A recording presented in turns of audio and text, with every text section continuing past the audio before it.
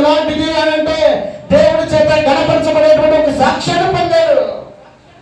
ఈ లోకంలో ఉన్నటువంటి సౌఖ్యాన్ని విడిచిపెట్టి ఉండొచ్చేమో, ధనాన్ని విడిచిపెట్టి ఉండొచ్చేమో, అధికారాన్ని విడిచిపెట్టి ఉండొచ్చేమో. ఇదంతటి వదులుకున్నటువంటి మోషేను మాత్రం దేవుడు విడిచిపెట్టలేదు.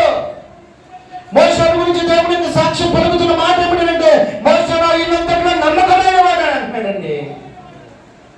ఈ రాత్రి నువ్వు దేవుడి కోసం ఏదైతే పోగొట్టుకోవడానికి ఇష్టపడుతున్నావో దాన్ని వ్యక్తపరిచేవాడు కాదు. తప్పక నీ జీవితంలో దేవుడు తన ఆశీర్వాదం అనుగ్రహించేవాడు. దేవునికి మహిమ కలుగును గాక. హల్లెలూయా, హల్లెలూయా. పరిశుద్ధ గ్రంథంలో 132వ కీర్తనలో మరొక వ్యక్తి కనబడతాడు. 132వ కీర్తన 1వ వచనం నుండి 5వ వచనం వరకు. యెహోవా దావీదునకు కలిగినటువంటి బాధలన్నిటినీ అతని పక్షమున జ్ఞాపకం చేసుకును. అతడు యెహోవాతో ప్రమాణ పూర్వకముగా మాట ఇచ్చి యాకోబు యొక్క బలిష్ఠునికి మొక్కుబడి చేసెను. ఎట్లనగా యెహోవాకు నేను ఒక స్థలము చూచే వరకు, యాకోబు యొక్క బలిష్ఠునికి ఒక నివాస స్థలము నేను చూచే వరకు, నా వాసస్థానమైన గుడారములో నేను ప్రవేశింపను, నేను పరుండను, మంచం మీదకి ఎక్కను, నా కనులకు నిద్ర రానియను, నా కనురెప్పలకు కురుకుపాటు రానియను. చాలండి. దావీదు యొక్క తీర్మానం, దావీదు యొక్క నిర్ణయం, దావీదు గణపరచబడినటువంటి స్థితిలో, రాజు అయినటువంటి అధికారం ఉన్నటువంటి స్థితిలో దావీదు ఉన్నప్పటికీ తనకి సమస్తము సౌఖ్యం అంతా కూడా తన చేతిలో ఉంది. ఇప్పుడు రాజు అయిన అధికారంతో మాట్లాడుతున్నాయి. మన దగ్గర ఎంత ఉందనుకో అంతగా చూపించుకుంటాం. ముందు పావులే రూపాయలు ఉన్నట్టు చూపిస్తాం. కానీ దావీదు దగ్గర రాజ్యాధికారం ఉంది. రాజు అయ్యాడు. అప్పటికే రాజు అయినటువంటి దావీదుకి నిద్ర పట్టడం లేదట. కారణం ఏంటి? దేవుని కోసం ఒక మందిరం కట్టాలి, ఒక తపన. ఆ తపన తన హృదయంలో ఉన్నందున తన దేవుని కోసం దావీదు ఏం పోగొట్టుకున్నాడు? వాక్యంలో రాయబడినట్టుగా మనం చూసినట్లయితే అని అంటాడు, నువ్వు యాకోబు యొక్క బలిష్ఠునికి మొక్కుబడి చేసెను. ఎట్లనగా యెహోవాకు నేను ఒక స్థలము చూచే వరకు, యాకోబు యొక్క బలిష్ఠునికి నేను ఒక నివాస స్థలము నేను చూచే వరకు, నా వాసస్థానమైన గుడారములో నేను ఇంట్లోకి వెళ్ళి సౌఖ్యంగా ఉండడానికి ఇష్టపడటం లేదు అని అంటున్నాడు. సౌఖ్యం లేకనా, సుఖం లేకనా, ఒక రాజు అనుభవించేటువంటి హంగు ఎవరు అనుభవించగలుగుతారు? పరపరకు సౌఖ్యమును ఎవరు అనుభవించగలుగుతారు? ఉంది. సుఖపడేటువంటి తనకు అధికారం, ఆ అవకాశం ఉంది. సౌఖ్యం తన చేతిలోనే ఉంది, అధికారం తన చేతిలోనే ఉంది, ఆనందం తన చేతిలోనే ఉంది. కానీ తన మనసులో ఒక తపన ఉంది. దేవుని కోసం ఒక మందిరం కట్టాలనుకుంటా ఉన్నాడు. మరి మందిరం కట్టాలనుకుంటే సౌఖ్యంగా ఉండొచ్చు కదా. కానీ దేవుని యొక్క మందిరం కట్టడం కోసం అతను తాను ప్రతిష్ఠించుకున్నటువంటి విధానం మనం అక్కడ చూసినట్లయితే, ఇదిగో నేను నా ఇంటిలోకి నేను ప్రవేశించను అని అంటున్నాడు. తను ప్రవేశించేటువంటి అధికారం ఉంది, ఆ ఇంటిలో నివసించడానికి యోగ్యత ఉంది, కానీ దాంట్లో పోవడానికి మాత్రం నేను ఇష్టపడటం లేదు. దేవుని కోసం తన ఇంటిని వదులుకోవడానికి ఇష్టపడుతున్నాడు. రెండోది ఏమని రాబడింది? నేను పరుండు మంచం మీదకి ఎక్కను. సౌఖ్యాన్ని కోరుకోవడానికి, సౌఖ్యం ఉంది అనుభవించడానికి, కానీ పడుకొని నిద్రపోవడానికి, ఆ సౌఖ్యమును నేను అనుభవించడానికి నా హృదయం ఒప్పుకోవడం లేదు. కాబట్టి దేవుని యొక్క పరిచర్య కొరకై, దేవుని యొక్క మందిరం కొరకై నా ఇంటికి వెళ్ళడానికి నాకు ఇష్టం లేదు, నా ఇంటికి వెళ్ళడానికి నాకు మనసు లేదు. కాబట్టి నా ఇంటిని నేను పోగొట్టుకోవడానికి ఇష్టపడుతున్నా దేవుని కోసం.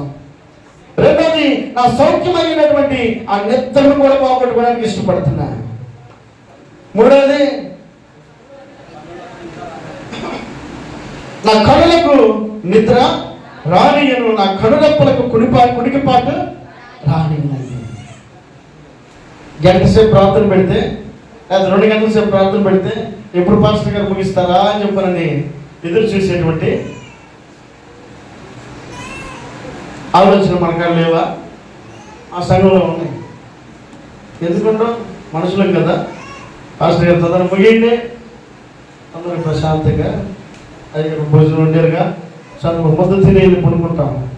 కానీ దావీదు అంటాడు, ఇదిగో దేవుని కొరకైనటువంటి పని నిమిత్తమై ఇదిగో నా సౌఖ్యమును వదులుకోవడానికి ఇష్టపడుతున్నాను. నా మంచం మీదకి ఎక్కడానికి నేను ఇష్టపడడం లేదు, నా ఇంటికి వెళ్ళడానికి నేను ఇష్టపడడం లేదు, నేను నా కళ్ళకు నిద్ర రావడానికి కూడా ఇష్టపడడం లేదు. దేవుని కోసం తనకున్నటువంటి సౌఖ్యమంతటిని పోగొట్టుకోవడానికి ఇష్టపడ్డాడు. మరి పోగొట్టుకున్నటువంటి దావీదును దేవుడు విడిచిపెట్టాడా? దేవుడు తన గమనంలోకి తెచ్చుకున్నాడా అని మనం ఆలోచన చేస్తే వాక్యంలో ఆయన కొరకై దేవుడు తన కొరకై ఒక మాట ఆయన పలికిన మాట ఏమిటంటే, మోషేను ఆయన పలికిన మాట, ఇదిగో మోషే నా ఇల్లంతటిలో నమ్మకమైన వాడు. ఆ మాట సరదా. మరి దావీదు గురించి ఏమన్నాడు? దావీదు నా హృదయానుసారుడు. దేవునికి మహిమ కలుగును గాక. హల్లెలూయా. తన సౌఖ్యమును విడిచిపెట్టినటువంటి దావీదుని నా హృదయానుసారుడు అన్నాడండి. దేవుని కోసం పోగొట్టుకున్నటువంటి దావీదుని దేవుడు ఇష్టపడిన హృదయానుసారుడు అన్నాడు. ఇదిగో దేవుడి కోసం, ఇదిగో ఇశ్రాయేలును నడిపించడం కోసం, ఆ దేవుడి యొక్క ప్రజల కోసం పోట్లు పడడానికి ఇష్టపడేవాడు మోషేని అంటున్నాడు. ఇదిగో నా ఇల్లంతటిలో నమ్మకమైన వాడు అంటున్నాడు. పోగొట్టుకున్నటువంటి మోషేని గమనంలోకి తెచ్చుకున్న దేవుడు, పోగొట్టుకున్నటువంటి దావీదుని తన గమనంలోకి తెచ్చుకున్నటువంటి దేవుడు ఈ రాత్రి వేళ నీతో నాతో మనందరితో మాట్లాడుతున్నాడు. ఈ రాత్రి వేళ నువ్వు ఏం పోగొట్టుకోవడానికి ఇష్టపడతా ఉన్నావు? పరిచర్య కోసం ఏం పోగొట్టుకున్నావు? సేవకుడి కోసం ఏం పోగొట్టుకున్నావు? లేదా మందిరపు పరిచర్య కొరకు ఏం పోగొట్టుకున్నావు? వాక్యంలో రాయబడేటువంటి మాట ఏమిటంటే, నా నిమిత్తము. మనుషుల కోసం పోగొట్టుకుంటే అది వెనకరాదేమో, కానీ దేవుని కోసం పోగొట్టుకుంటే తప్పక ఆయన మళ్ళీ తిరిగి ఇచ్చేవాడు. ఆయన బలపరిచేవాడు.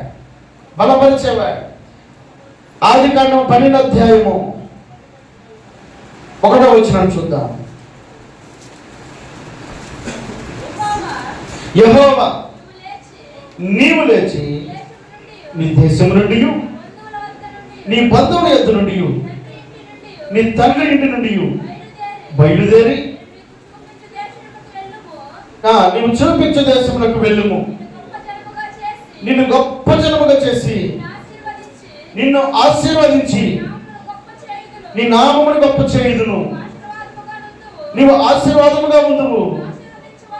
నీవు ఆశీర్వదించు వారిని ఆశీర్వదించెదను, దూషించు వారిని శపించెదను.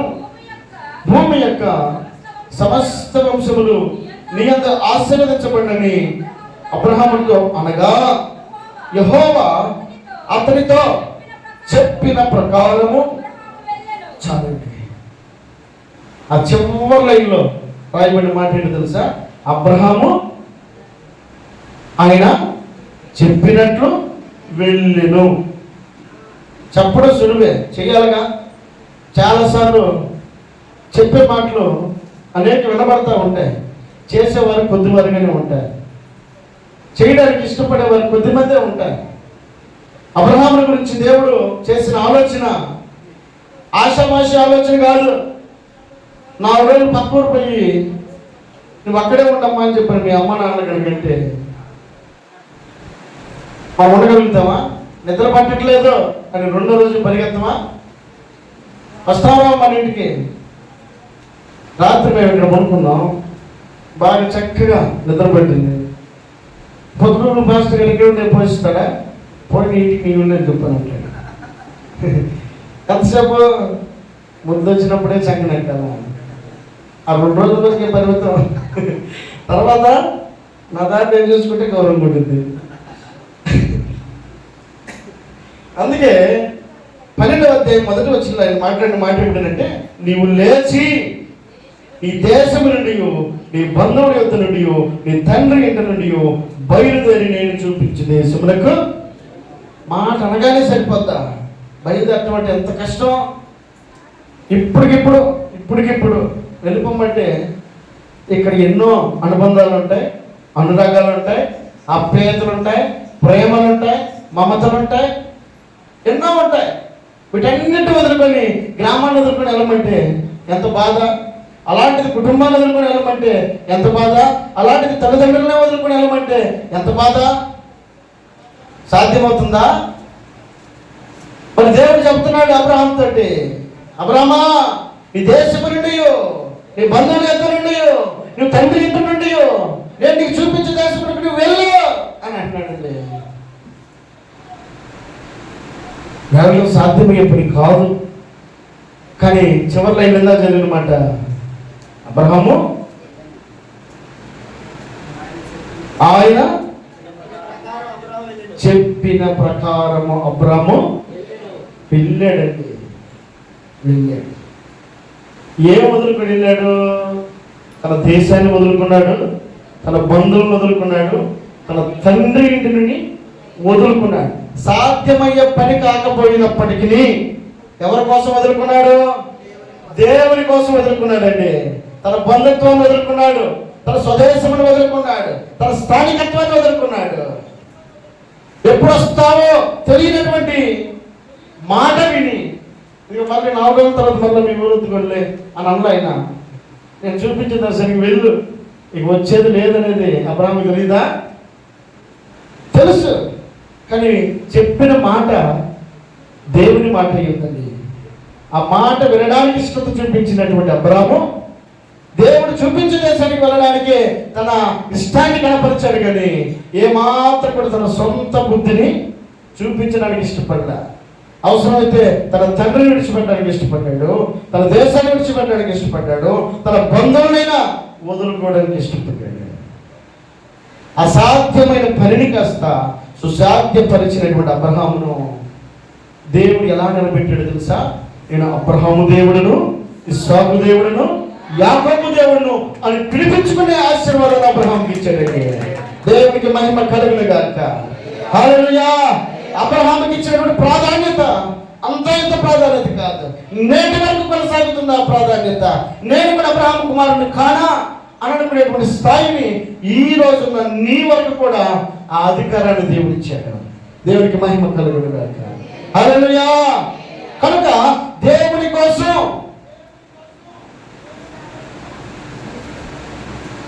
ఏదైతే పోగొట్టుకున్నారో వారి జీవితాల్లో దేవుడు తప్పక వారిని జ్ఞాపకం చేసుకున్నవాడే, వారిని ఘనపరిచినటువంటి విధానంలో నిలబెట్టిన వాడే ఉన్నాడు. ఏదైతే నువ్వు పోగొట్టుకున్నావో దేవుని కోసం, ఆ పోగొట్టుకునే దాని విషయమై ఒకవేళ నువ్వు మర్చిపోవచ్చేమో, నువ్వు విన్నావు కనుక, నువ్వు చేశావు కనుక, నీవు ఆయన మాటకు లోబడి ఉన్నావు కనుక తప్పక ఆయన నిన్ను మర్చిపోయేవాడు కాదు. దేవుని మాట ప్రకారంగా చేసినటువంటి, దేవుని కోసం తన సౌఖ్యమును ఫరో యొక్క కుమారుడు కుమార్తె యొక్క కుమారుడు అనిపించుకునే యోగ్యతను, ఐగుప్తు ధనాన్ని విడిచిపెట్టినటువంటి మోషే నా ఇల్లంతటా నమ్మకమైన వాడని కనపరిచిన దేవుడు రాత్రి వేళ నీతో మాట్లాడుతున్నాడు. దావీదు తనకున్నటువంటి సౌఖ్యము కళ్ళ ముందుంది, కానీ నేను నా కన్నులకు కురుపాటు రాయను, నా మంచం మీదకి నేను ఎక్కను, నా ఇంటికి నేను వెళ్ళను అని తీర్మానం చేసుకున్నాడు. ఎంత తీర్మానం చేసుకున్నటువంటి దావీదుని విడిచిపెట్టాడా? దావీదుని అంటాడు, ఇదిగో ఏమంటాడు, నా హృదయానుసారుడు అంటున్నాడండి. ఎంత ఘనపరుస్తున్నాడు, ఎంత గౌరవిస్తున్నాడు. అంత మాత్రమే కాకుండా అబ్రహాము విషయంలో తనకున్నటువంటి సౌఖ్యం అంతటిని, లేదా తనకున్న బంధుత్వం అంతటిని, తనకున్నటువంటి స్థానికత్వం అంతటిని పోగొట్టుకోవడానికి ఇష్టపడినటువంటి అబ్రహామును చిరస్థాయిగా నిలబడేటువంటి పేరును అబ్రహాము కనుక అనుగ్రహించాడు. ఇదిగో నేను అబ్రహాము దేవుడును అని అనిపించుకునే స్థాయిని అబ్రహాముకు పెంచిన వాడే ఉన్నాడు. దేవునికి మహిమ కలుగును గాక. హల్లెలూయా. మనిషి కోసం ఒక వ్యక్తి తనకున్న గౌరవాన్ని పోగొట్టుకున్నాడట. ఎక్కడ చదువుదాం. హెబ్రీయులకు రాసినటువంటి పత్రిక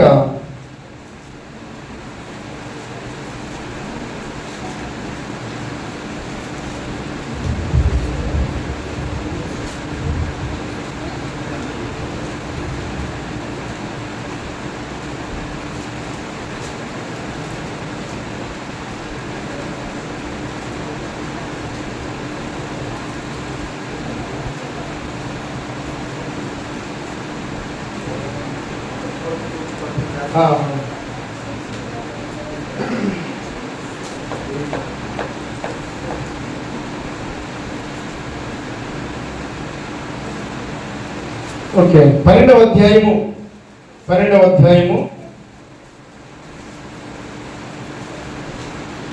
వచనం నుండి చదువుతాం.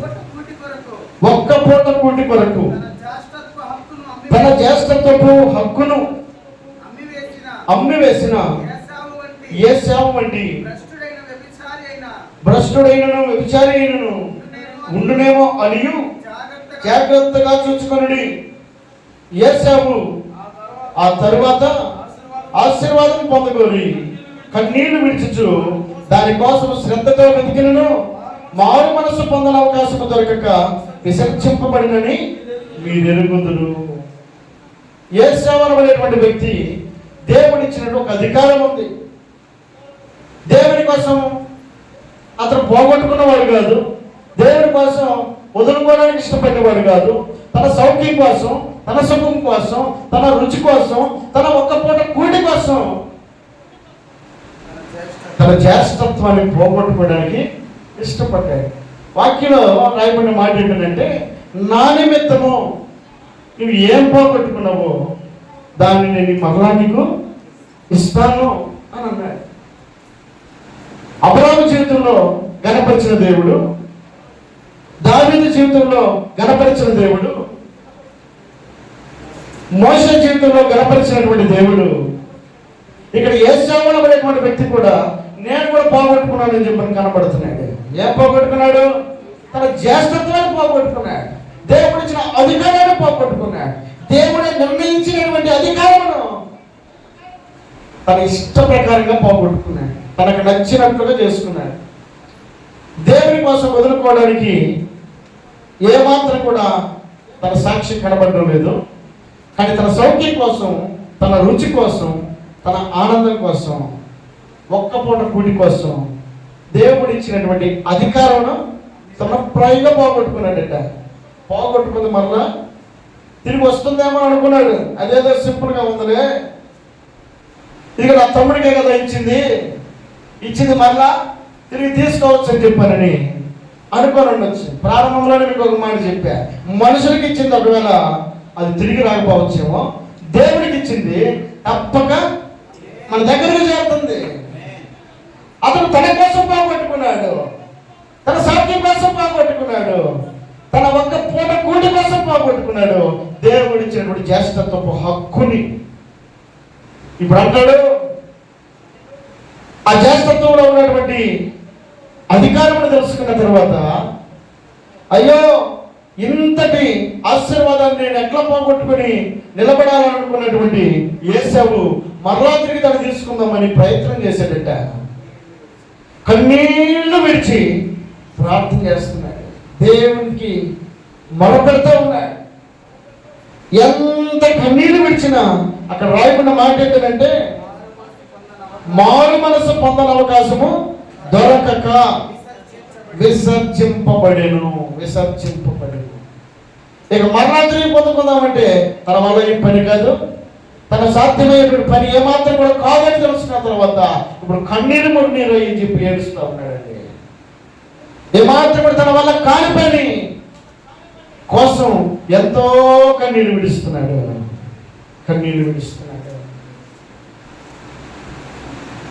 మారు మనసు పొందని అవకాశం దొరకక విసర్జింపబడ్డాడట.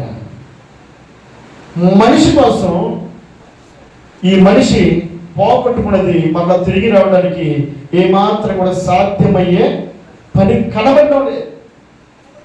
మరి దేవుడి కోసం పోగొట్టుకున్నటువంటి వ్యక్తుల యొక్క జీవితాల్లో దేవుడు గణపరిచి నిలబెట్టినటువంటిగా మనం వారి యొక్క సాక్ష్యాలు మనం గమనిస్తూ ఉన్నాం, చూస్తూ ఉన్నాం. రాత్రి వేళ దేవుడు నీతో సుస్పష్టంగా మాట్లాడుతున్నటువంటి మాట నువ్వు గమనించాలండి. ఇది చాలా సింపుల్ గా కనబడుతుంది, కానీ నువ్వు చేసేటువంటి పని దేవుని మహిమార్థమై ఉండాలి అని అంటే, నువ్వు చేసే పని నీ కుటుంబానికి ఆశీర్వాదకరంగా ఉండాలి అని అంటే, నువ్వు చేసే పని అనేకులకు దీవెనకరంగా ఉండాలి అని అంటే నువ్వేం పోగొట్టుకున్నావు? ఇది దేవుని యొక్క ప్రశ్న. మనకు అట్లాగే ఉండాలి, అన్ని జరిగిపోవాలంటే కుదురుతుందా? కొండలో అన్నం మాత్రం అట్లాగే ఉండాలి, పిల్లలు లావు కావాలంటే సాధ్యమవుతుందా? ఎప్పుడు చిన్నప్పుడు నా మాట ఇది కుదురుతుందా? ఎందుకు కుదరదు?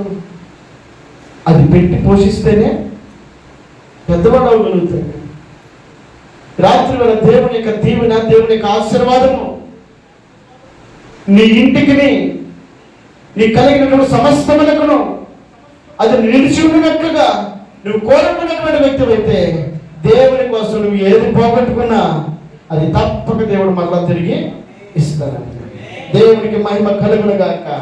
హల్లెలూయా, హల్లెలూయా. దేవుడి రాత్రి వేళ నీతో మాట్లాడినటువంటి ఈ మాట నీ ఆశీర్వాదము నిమిత్తమై, నీ దీవెన నిమిత్తమై, నీ కుటుంబ క్షేమము నిమిత్తమై పలకబడినటువంటి ఈ మాటను నీ గమనంలోకి తీసుకుని నువ్వు దానికైనా హృదయంలో భద్రపరచుకోగలిగితే తప్పక ఈ ఆశీర్వాదములన్నీ కూడా నీకును నీ కుటుంబమునకును దేవుడు అనుగ్రహించి స్థిరపరచును గాక. సమర్పించినటువంటి దేవుని పొందనాలు తెలియజేస్తున్నా. దేవుని స్తోత్రం చెల్లిద్దాం. హల్లెలూయా. చక్కటి వర్తమానాన్ని అందించిన చిన్నబాబుకి నా హృదయపూర్వక వందనాలు. నిజమే, చక్కటి వాక్యం. ఈరోజు మనం దేవుని కోసం ఏమి నష్టపోయినా కూడా దాన్ని 1000 రెట్లుగా మనకు తిరిగి ఇచ్చే దేవుడు. నిజంగా మాట చదువుతున్నప్పుడు నాకు కొంచెం భయం వేసేది. భ్రష్టుడైన యేసేవు కూటి కోసం, ఈరోజు చాలామంది కూటి కోసం ప్రార్థనలు మాని దేవునికి అనేక విషయాల్లో దూరం అయిపోతున్నారు. ఏదో చిన్న చిన్న వాటి కోసం, పెళ్ళని, పేరంటమని, అదని ఇదని ప్రార్థన నిర్లక్ష్యం చేస్తున్నారు చాలామంది. వాళ్ళ కోసం దేవుని నిర్లక్ష్యం చేస్తున్నారు. నిజంగా యేసేపు అనుకున్నాడు, ఇదేముందిలే పెద్ద జ్యేష్ఠత్వం, మళ్ళీ ప్రార్థన చేస్తే దేవుడు క్షమించే దేవుడే కదా, ఆయనకు అంతా తెలుసు కదా, ఈరోజు రాకపోయినా రేపైనా కూడా ఇస్తాడులే అన్న నిర్లక్ష్యం దేవుడికి నచ్చలేదు. అక్కడ అన్న మాట బాధ కలిగే విషయం ఏంటంటే, కన్నీళ్లు విడిచి శ్రద్ధగా వెతికాడంట. ఆయనను మారు మనసు పొందే అవకాశాన్ని దేవుడు తనకి ఇవ్వలేదు. ఇంకా లేదు, ఒకసారి పోగొట్టుకుంటే అది మనం తిరిగి సంపాదించుకోవాలి. అందుకే నాగటి మీద చేయి వేసి ఎదురు వానికి శ్రమలు విస్తరిస్తాయి. నిజంగా అబ్రహాము దేవుని కొరకు తన సమస్తాన్ని కోల్పోతే నేను అబ్రహాము దేవుడను అనిపించుకున్నాను. ఇంకా అంటాడు ఒక మాట, అబ్రహాము నా స్నేహితుడు. ఇది ఇంకా గొప్ప విషయం. దావీదు వదిలిపెట్టుకున్నాడు, దేవుడు నా హృదయానుసారి. మోషే వదిలిపెట్టుకున్నాడు. ఈరోజు నేను అనుకుంటా, యవ్వన బిడ్డల విషయంలో చాలాసార్లు నేను ప్రార్థన చేస్తూ ఉంటాను. ఆయన పరిచయం చేసే బిడ్డలను ఆయన మర్చిపోయే దేవుడు కాదు. ఎందుకంటే హెబ్రీయులకు రాసిన పత్రికలో పరిశుద్ధులకు చేయించిన ఉపచారమును ఆయనకి ఇంకనో చేస్తున్న పరిచర్యలు మర్చిపోవడానికి దేవుడు అన్యాయస్తుడు కాదు. అబ్బా, అది ఎంత మంచి మాట. నిజంగా చాలా గొప్ప మాటలు, గొప్ప మాట. మనం దేవుడి కోసం ఏం చేసినా, ఒక మనిషికి ఇచ్చిన తిరిగి వచ్చి తెలియదు నాకు తెలియదు, కానీ మనం హాస్పిటల్లో పెట్టే తిరిగి వచ్చి తెలియదు నాకు తెలియదు, కానీ దానికి దీనికి ఖర్చు పెట్టే విషయాలు మనకు వస్తే రాదు తెలియదు, కానీ దేవుడి విషయంలో ఒక్క అప్పం 3.5 సంవత్సరాలు తిరిగి వస్తానే ఉంటాయి. హల్లెలూయా. ఒక్క అప్పమే కదా ఏరియాకి ఇచ్చేది. 3.5 సంవత్సరాలు తిరిగి తిరిగి తిరిగి తిరిగి తిరిగి వస్తానే ఉన్నాయి. కాబట్టి నిజంగా ఈరోజు మనం దేవుడి కోసం ఏం చేసినా ఆయన తరతరాలు దీవించే దేవుడు. ఆయన ప్రార్థించిన, పాట పాడిన, పరిచర్య చేసిన, చాప ఎత్తిన, చాప మడిచిన, కుర్చీ మడతేసిన, ఏది చేసినా ఆయన మర్చిపోయే దేవుడు. మన స్వభావం, మన అక్కడ బైబిల్లో ఒక మాట ఉంది, వారి కడిపే వారికి దేవుడు అంట. ఏంటంటే వారి కడిపే వారికి చెప్పాలి, వారి కడిపే వారికి దేవుడు. మన కడిపే మనకు దేవుడే. మన సుఖం అందరం చూసుకుంటా మురిసిపోతా ఇది చూసుకుంటా, ఇల్లు చూసుకుంటా, ఇది చూసుకుంటా, బట్టలు చూసుకుంటా, బంగారం చూసుకుంటా మురిసిపోతే ఎట్లు వచ్చితేమో ఈ ధరలోనికి. వచ్చేటప్పుడు ఏమీ తీసుకురాము, వెళ్ళేటప్పుడు ఏమీ కూడా పూచిక పుల్ల కూడా తీసుకోము. మన ఒంటి మీద బట్టలు కూడా మడతాలుగా కోసి పడేస్తారు. ఏది మనతరా ఉన్న నాడు. కానీ ఒక మాట ఉంది కదా ప్రకటన గ్రంథంలో, ఇప్పటి నుండి క్రీస్తునందున మృతులైన మృతులు ధన్యులు, వాళ్ళ వెంట ఏమంటాయంట, ఈ లోకంలో మన ఒంటి మీద ఉన్న మడతలు కూడా ఉంచరు, కానీ దేవుళ్ళు ఉంది కదా వారి క్రియలు వారి వెంట పోతాయి. మన క్రియలు, మనం చేసిన ప్రార్థనలు, మందిరం కోసం, సేవకుల కోసం, సమాజం కోసం మనం చేసే ప్రతి పరిచర్యని అది 1000 రెట్లుగా మన వెంట తీసుకెళ్ళి మనకు బహుమానాన్ని, మంచి పోరాడి నా కొరకు జీవకిరీటం. కాబట్టి రాత్రి నా ప్రియ సంగమా, మనం దేవుని కోసం ఏం చేసినా ఫలితాన్ని ఆశించకు, దేవుడు ఇస్తాడు.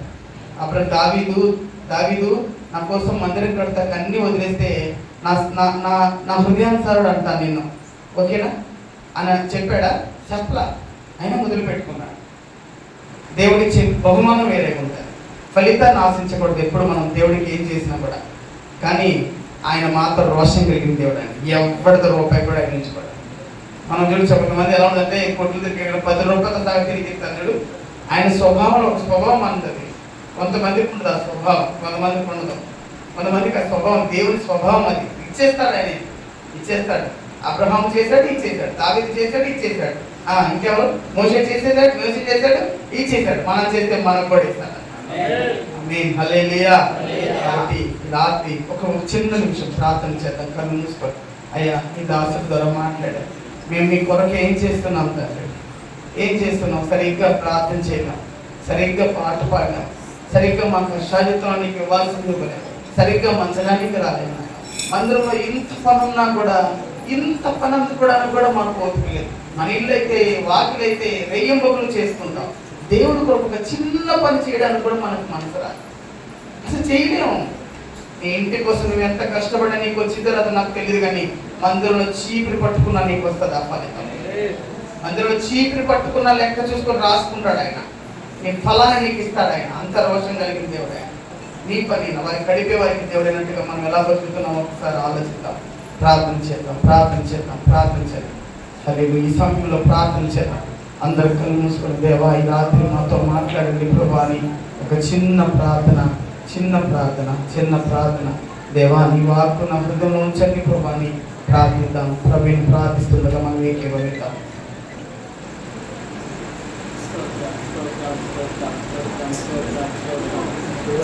మహాగర్దానికి వేలాది స్థితులు స్తోత్రాలు నాయన. సంపూర్ణానికి వేలాది స్థితులు నాయన. ఇదిగో నా తండ్రి, ఈ యొక్క నా తండ్రి 2వ దినం నా తండ్రి సంక్షేమాభివృద్ధి ప్రార్థనల ప్రభావ మేమందరం కూడిన యేసయ్యను ప్రార్థించి ప్రశ్నించినందుకు నీకు వేలాది స్తోత్రాలు నాయన. ఇదిగో నా తండ్రి, నిజంగా నాయన ఒక చక్కటి వాక్యం ద్వారా నా యేసయ్య మాతో మాట్లాడినందుకు నీకు వేలాది స్తోత్రాలు నాయన. నీకు నిజంగా నా తండ్రి ప్రభా ఏమి ఇవ్వగలుగుతున్నాము నాయన యేసయ్య. మేము నా తండ్రి మా బ్రతుకుల కొరకు, మా పాటల కొరకు మేము పడుచున్నాం కానీ యేసయ్య నీ ప్రార్థనకు రాలేక నా తండ్రి నువ్వు చేసిన మేలును మరిచిపోయి నా తండ్రి ఇచ్చిన దాన్ని పోగొట్టుకున్నాడు ఆయన. అయితే మనం అలా ఉండకూడదు అని మీరు ఆలోచిస్తూ ఉన్నారు, మంచిది. నేను దాని నుంచి మాట్లాడలేదు. కానీ నేను ఈరోజు అక్కడి నుంచి ఈ సభ కొరకు సిద్ధపడ్డాను. నేను, నా కుమారుడు చిన్నబాబు కూడా. ఆయన మరి బండి తోలుతూ ఉన్నాడు. ఇంత బయలుదేరి మా ఉద్దేశం ఒకటి, ఏదేమైనా ముందు పెద్దలంగా మన ముందుకు వెళ్ళాలా, ఆ వెళ్ళి కార్యక్రమాలు చూడాలా, డైరెక్ట్గా అక్కడే ఉన్నారు అని మేము భావించాం. వస్తున్నాం. మా ఇంటి దగ్గరే వర్షం స్టార్ట్ అయింది. లైట్గా పడతా వస్తూ ఉంది. ఆ తర్వాత అది మెల్లమెల్లగా కొంత దూరం అనగా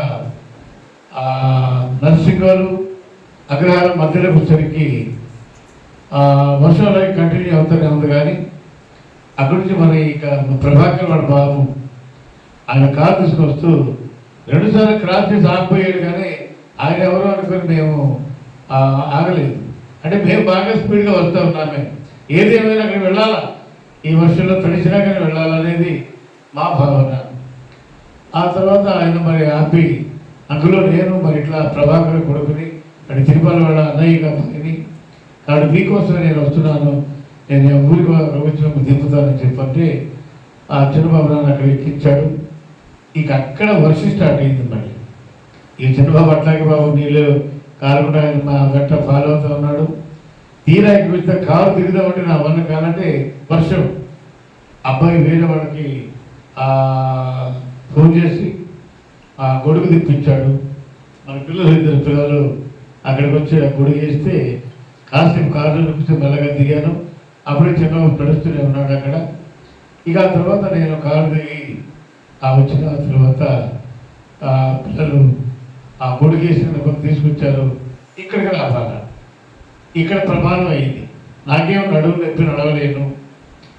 ఈ ఎట్లా నడవాలి, నేను అక్కడ నుంచి బురదలో ఎట్లా రావాలా అన్నాడు. చిన్నబాబు ఏమన్నాడంటే, నాన్న నేను ఎక్కండి అన్నారు. ఒరే ఎక్కడన్నా స్కిడ్ అయితే పడతానయ్యా, పడితే లేవలేనుకున్నాను చెప్పానంటే మన పిల్లలు లేదయ్య గారు మేమిద్దరం చెరో ప్రక్కుండా మీరే కంగారు పడకండి, మేము మీకు సపోర్ట్గా బండి పట్టుకుని వస్తామన్నారు. అది వాళ్ళు దారిలో రాని వల్ల ఇది జాగ్రత్త అటు గడిలో కూడా మొత్తానికి ఏదో మొత్తానికి దయచేసి ఈ స్థలానికి రావడం జరిగింది. ఎందుకు ఈ మాటలని చెప్తూ వచ్చానంటే, మీరు ఇప్పుడు చెప్పులు వేసుకొని వచ్చుంటారు, ఇప్పుడు చెప్పులు వేసుకొని వెళ్ళడానికి వీల్లేదు. చెప్పులు తీసుకొని చేతలో పట్టుకొని వెళ్ళాలి కదా, అవునా కదా? అయితే నేను చాలా కాలంగా ఈ మందిరం కట్టినప్పుడే చూస్తూనే ఉన్నాను. ఈ దారి పరిస్థితి అలాగే ఉంది. ఇది మనకు సాధ్యం కాదా? దాన్ని కాస్త బాగు చేసుకొని బురద లేకుండా కాస్త మెడలు దూరించుకొని నడవడానికి, అది బాగడానికి సాధ్యంగానే పని. ఆలోచించండి. దేవుడి కొరకు మనం ఖర్చు చేస్తే, దేవుడి కొరకు మనం ఏమైనా చేస్తే దేవుడు విడిచిపెట్టేవాడే కాదు కదా. ఏదో చిన్న మరి 4 ట్రక్కులు మెటల్ అయితే ఏదైనా గ్రావెల్ ప్రశాంతంగా వస్తాడు. సరే మనం వచ్చాం పోతున్నాం. దైవ సేవలు ఇక్కడే ఉన్నారు, ఇల్లు కట్టుకున్నారు ఆయన. మరి ఎలా తిరగాల వాళ్ళ పిల్లలు? వాళ్ళని మనం బాధ పెట్టడం కాదా ఇది? ఏమండి, అది న్యాయం అంటారా మనకి? దైవసేవుడు మన కొరకు పరిచయం చేయడానికి ఎక్కడి నుంచో ఇక్కడికి వస్తే వారిని మనం విడిచిపెట్టి ఇలాంటి ఇబ్బందుల్లో పెట్టి మనం సౌఖ్యంగా ఉందా? మహిళల్లో మీకేం లేదుగా బురద, అక్కడ బురద ఉన్న ఆయనకి. ఎప్పుడైనా మీరు గుడికి వస్తే అప్పుడు మీకు బురద తగిలేది. కాబట్టి మనం ఒక తీర్మానం చేసుకోవాలి ఈరోజు. ఏదేమైనా కానీ నెక్స్ట్ టైము మరలా తిరిగి ఇక్కడ ఏదన్నా మీటింగ్ ప్రారంభం కావాలి అంటే మనము ఇక్కడ దీని దారిని సరిచేయాలా, మెడదొచ్చి ప్రజలు తిరగడానికి అభ్యంతరం కాకుండా ఉండడానికి మనం దీన్ని సరిచేసుకోవాలనేటువంటి తీర్మానం చేత మీకు అందరికీ పెద్ద ఇబ్బంది కలిగించేది కాదు. ఎంతో ఎక్కువ వేసిన అక్కర్లేదు. తలా ఒక అమౌంట్, తలకు 1000-500 వేసుకున్నారు అనుకోండి, బ్రహ్మాండమైనటువంటి మెటల్ రోడ్ అయిపోతుంది. ఇదంతా కూడా కారు వస్తుంది, అయ్యారు రావాలి ఇక్కడ నుంచి. నేను ఆయన ఎక్కడంటే ఎట్టేస్తాడు, నన్నంటే మోటార్ బైక్ మీద ఎక్కించుకున్నారు, తెచ్చారు. అయ్యారు కారు అక్కడ దిగి ఎక్కడ రావాలి ఇక్కడికి? కాబట్టి వారి కారు ఇక్కడికి రావాలంటే రోడ్డు ఖచ్చితంగా అవసరం కనుక ఈరోజు మంచి తీర్మానంతో మనం చేసుకోవాలి. మీరు ప్రార్థన చేయాలి. మీటింగ్ కొరకు ప్రార్థన చేశారు, సమస్య కొరకు ప్రార్థన చేస్తున్నారు కాక ఈరోజు తీర్మానం చేసుకుని వెళ్ళాలి ఇక్కడ నుంచి. అయ్యా ప్రభా, మరలా మేము ఇక్కడ సమకూడే వరకు ఈ లోపల రోడ్డు కావడానికి నా వంతు నేను సహాయం చేయాలి, నా వంతు నేను కృషి చేయాలి, నా వంతు నేను ఇవ్వాలనే ఒక మంచి తీర్మానంతో మనం కనుక ఇక్కడ నుంచి వెళ్ళగలిగితే అది మనకు, మన సంఘానికి అది క్షేమమవుతుంది. దైవసేవకుడు ఇబ్బంది పరచకుండా మనము సహాయపడగలిగిన మనం అవుతాం. ఆ ద్వారా వచ్చే దీవెన మనకి, మన బిడ్డలకి అది తరతరాలుగా ఉంటుంది. నేను శ్రద్ధ హల్లెలూయా. కాబట్టి తీర్మానాన్ని మనం చేద్దాం. కాబట్టి ఈ విషయంలో మనందరూ కూడా ఒక మంచి తీర్మానంతో మనకు వెళ్ళాలని పరిపేట తెలియజేస్తూ ఏదైనా మాట్లాడుతున్నాను.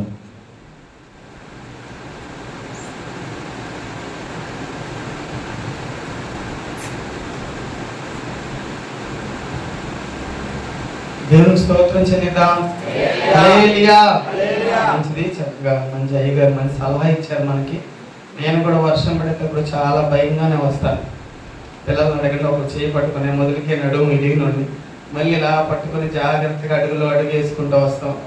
చాలా బాధ. జారిపోతే ఇంక మళ్ళీ ఇక మనకి కోలుకునే పరిస్థితి నాకు లేదు. మరి అయ్యగారు పెద్ద అయిన కనుక మా గురించి ఆలోచించారు.